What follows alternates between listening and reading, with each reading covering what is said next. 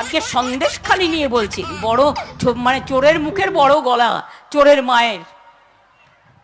Mother of thieves আর south most. সন্দেশখালিতে জমি জমা নিয়ে কিছু গন্ডগোল হয়েছিল, আমাদের পুলিশ অ্যারেস্ট করেছে, আমাদের পুলিশ সব জায়গা ফিরিয়ে দিয়েছে, আমাদের প্রশাসন কাজ করেছে। এমনকি জেনে রাখুন, যে মহিলাটাকে ওখানে প্রার্থী করেছে মিলিয়ে নেবেন, তারা নাকি কিছু পায় না।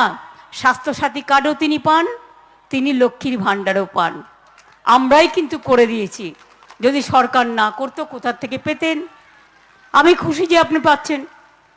একবার তো স্বীকার করুন।